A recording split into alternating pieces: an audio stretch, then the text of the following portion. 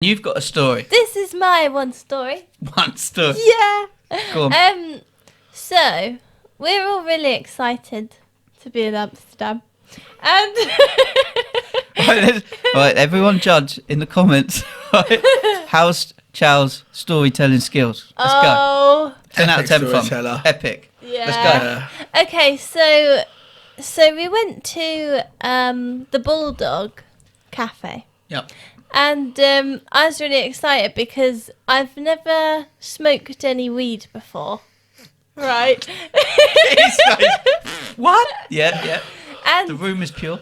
And I thought it would be a good idea to get a space cake. To try out. When in Dam. Yeah. Yeah, of course. So I was like, oh, Chris, can we get a space cake? So we got one each. And then they played that Robin Thicke song, which is like the Amsterdam song. That became the Amsterdam tune, yeah. Woo! You know that one. Yeah. And we were like, cool. And we decided to go back to the hotel. And did we eat it there? Or did we Oh, eat yeah, it we at the smashed hotel? it. And then we were like, We it didn't ate do it. anything. And yeah, so nothing was happening, you Tastes a few know. hours. Actually, I think what happened actually, we were like, we'll do half each. And then we were like, nothing happened, and then we got one each. Yes. And we you're went right. wild and ate Yeah. another one each. So We got a dud. we basically had a whole muffin each. Mm-hmm. So we ate the muffin, and I was excited.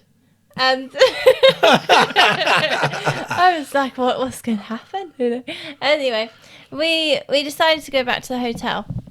And we were waiting for the other group who were, still travelling to Amsterdam.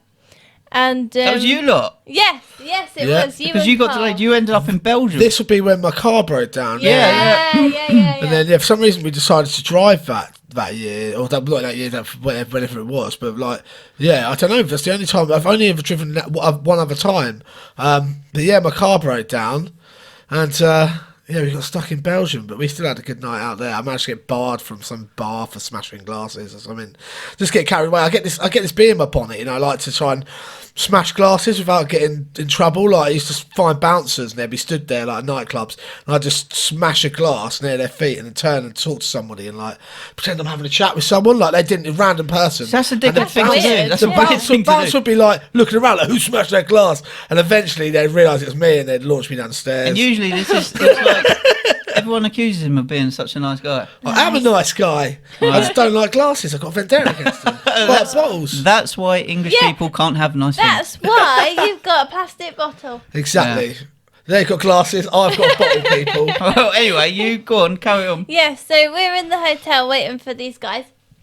And, everything started to get a little bit funnier. Right. And I was like, I don't know if anything's happening. Maybe we should go back and eat another one. But everything's a little bit funnier, right? And She's arguing with me at this point, right? 'cause I thought it was a placebo. she starts giggling, right, and thinking shit weren't funny, and she's like, right, and we're in a hotel room with all the boys, like everyone's in there, and just sort of planning our night out, and she's just giggling at everything, and she's like, no, and I was like, mate, you are caked off your nut, right? And she's Nothing's happening. It's just what he said. It's really Yeah. funny. It's a placebo, Chris. And I've had no effect on me, and I'm like, it's because I'm a big guy, innit? Like, yeah, nothing. Because I don't smoke, I've got no built-up tolerance towards it. But I was like, yeah, it's just because I'm bigger, it hasn't hit me at all. And look at the state of her, like her eyes are all glazed, and she's giggling at everything. It was like the stages. So anyway, Chris was sitting at the end of this bed on a chair, like a bit further away, and I was sitting down on the bed, and everyone was in there, and like everything was really funny, and I was having a good time, but then everything got a bit scary. Paranoia. Paranoia stage. And it felt like you probably know what I mean, Dan. Yeah, I do. It's shit scary.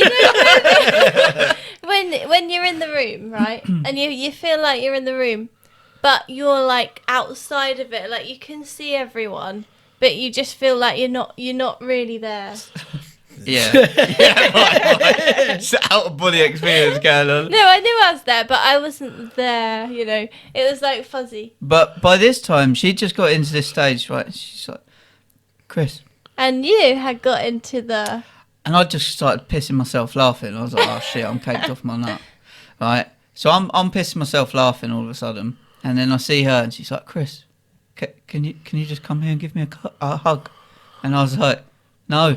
Like, and I found it hilarious. Hilarious. Like, and that she was. I needed help. And like, she was struggling. Help. She was struggling. Because when you feel like you're not quite in the room, everyone else is there. I felt like I needed someone to hold on to that meant I was in the room. Yeah. So I see her, boy, and she sort of half squats off the bed, like, just grabbing onto my brother's arm, like, just to hold on as if she was going to fall over. That was it. I'm wetting myself laughing, like absolutely crying. Because I could see him and I was like, oh, he's not too far away. I might be able to get him, you know. He's just sitting on the next bed. And I'm like, I might be able to get him. And then I went like that with my hand out and I was like, no, it's too far. And then I was like, Chris, will you come over? And then you were like, no. And I was just like... And to make things worse, right, at this time, we've got the door open because it was like hot. And then the neighbours turned up. And the neighbours were three geezers, like proper lads. They're like, just walked into our room. Oh, boys! Because they were hearing us just go wild and having a laugh. And they're like, boys, you know, we can get some good coke. It's like, Amsterdam, mate. Basically, anyone you speak to down there will they'll probably get some good stuff and then like some talcum powder when you actually go to buy it. But anyway. Oh yeah, fucking yeah, we're up for it, mate. Fucking might have to smash some of their heads in and get some good stuff. Like, but anyway, when they're talking like coke and smashing people's heads, you see Charles getting scared, sitting in the corner. Corner, right? So I think I'm still on my own, by the way. I haven't managed to latch on to haven't latched else. onto him, but then I did go and move. Getting out of space. I went and moved, and I did give you a little hug. Yeah, yeah. How nice of you, Chris. So then everyone went out and we were like, we can't go out, you know. And so we were like, can we just stay here for a little bit? Chris was like, yeah. So we're staying in this room trying to calm down. And it had been maybe like a couple hours. And then you went, oh my God, my wallet is in our room. Right? Because we were in their room. And then you said, you know, we got to go get it. And I was like, please, I was like begging you, please, can we stay here? I don't think I can. I can't get there, you know, can't get there. And then I was like, right, so I think it just hit me, Paranoia stage, bang. And I was like, shit, my wallet's got my ID in it. Yeah. It's got money in it. It's in my room. Those geezers are on about kicking people's heads in and that. They're lurking about. Yeah, right? You were freaking out. I was like, my wallet's not on me. I was like, we got to go. And it was kind of dark. And I was like, got to go get a wallet, mate. Got to get a wallet. And she's like, no, don't leave me. And I was like, come with me then. And she's like, okay.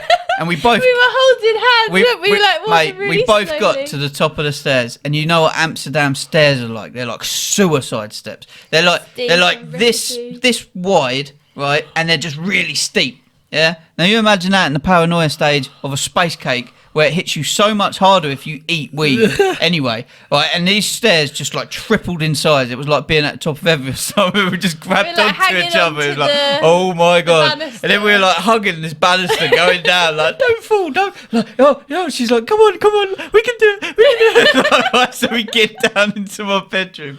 I was like, right, we're getting, and this bedroom was nice, right? We were relieved. Used to be an like prostitute's room. It was all like black tiles all over the wall. There used to be spotlights where the neons were up there. Lovely room. And we go in there and we lock ourselves in, and we're like, right, let's just chill here for a minute because we're not right. So we're laying down for about 20 minutes, and then we hear all this noise. Because it had been hours, by the way. This whole thing not wearing off. Well, it went on for about 12 hours. Yeah, this is a whole episode. Like, we were crazy. gone for the evening. It was like, when are we gonna feel normal again? But but what happened? We start hitting all this like doof, doof, doof, doof, doof, all this thuds, and then I'm like a jack in the box up, like what the fuck was that? What is this? What's going on? And then hear it again, doof, doof, doof, doof, and I was like, fuck. Them boys are back, and they're kicking in people's doors. They're breaking in. Right, and I was like, what? So I like I'm wearing tracky Oh, bottoms can at the I minute. tell this bit? God. Right, okay, so he gets up out of the bed and I'm like, what are you doing? You know, we need to wait until this passes. Anyway, he gets up and he's like, right. So then he pulls up his trousers like really high. He takes his wallet out of his pocket and then he goes over and he puts it in the fridge. And he's like, right. And then I tucked my trackies into my socks to make sure I wouldn't trip over my own And look trackies. Look double hard, yeah. And I was just like, And she's like, what are you doing? And I'm "Please like, don't well, go out there, what are I'm you going to doing?" go kick some heads in, right? And I'm well paranoid as well. And I'm like, right, like getting like a bit warmed up, like, yeah. And she's like, Chris, why have you put your wallet in the fridge? And I was like, well, there's a few of them. And she's like, what do you mean? And I was like, well, if I get done, I don't want to lose my wallet. So if they come in, they're not going to look in the fridge for it. And I just thought it made perfect sense. And anyway, I'm like, right. She's going, no, look, I've got a hotel's number. We'll just ring the hotel. And it's not your job to go fight bandits. And I was like, oh, fine. Like, if you can't get through to them, well, I'm going to go sort it out. And she's like, fine. So she rings, and the hotel rings, and like, it's really chilled out Dutch geezer. I'm like, hello?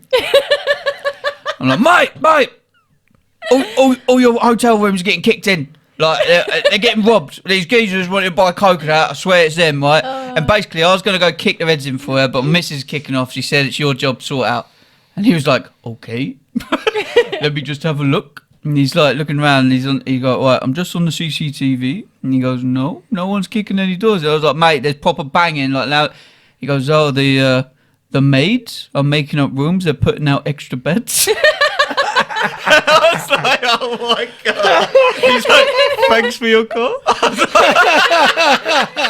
And I was so happy. Mate, I was like ready to call the SWAT team, mate, praying it out. And it's It like was people awful. upstairs just dragging The fear. beds out of a cupboard to make up a bloody another room.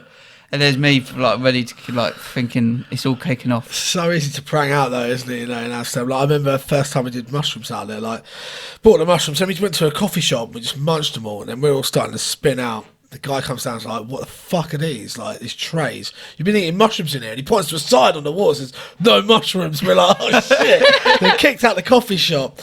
Next thing you know, we're walking down through the town, through Leaderspleen, and Carl's like spinning out. He stops talking. He can't talk. He's frozen. And he's like clutching onto me like, Dan, like, I think there's a terrorist attack going on. I'm like, Carl, mate, we're just in the middle of Leaderspleen. There's loads of flashing lights. It's dark, you know. It's looking wicked. Like I'm really loving it. He's freaking out hard. So bless him. He's convinced there's a terrorist attack. No one can convince him otherwise. So we take him back to the hostel we were staying at the time, and try and calm him down. I've heard, you know, through the grapevines before the internet, we were on our phones. You know, it was years ago. You know, and so it's what someone said. If you eat chocolate, this will bring you down off your mushroom trip. So I'm like, here you go, Carl, eat this, and put this chocolate in his hand. And he looks at the chocolate and looks at me like horrified, and he's now convinced himself that he shat himself. So I put the chocolate in his hand. He's literally fucking and he's Mate, unconsolable. I remember I thought, when- fuck this. I was like, Were you you guys there can as fuck well? yourselves. You can't You have get, any like- drugs. I'm off out and got pissed. Yeah, Had a good time. so he tells me all about it because I wasn't there at the time. But he tells me, he's like, Lynch, right? Imagine, he's like, I'm sitting there, I'm horrified. I'm never going to live it down because I was like, oh, I put my hand down my trousers, there was shit all over my hand. I looked at the floor, there's poo like sprayed all over the floor, shit everywhere. I'm just crying. I'm like, I'm never going to live this down. Everyone's going to rip me forever. I'm going to be like called shit break. Everyone's going to rip me. It's crazy. I can't live it. And everyone who's in the room's going, mate, calm down, relax. It's not that bad. It's okay. And he's like, oh, I know. And anyway, he wakes up the next morning, right? And he's like, oh. And he's like, I can't even look. He's like, I just want to feel how bad it is, right? And of course, there's nothing there. And he's like, what? He's just completely spun out like he'd shit himself. Absolutely That's a bad spooned one, out. That's a bad one. That's a bad one. I've never seen him ever spoon out like that. We've had we've had loads of fucking mad ones like, but he's never spooned out like that.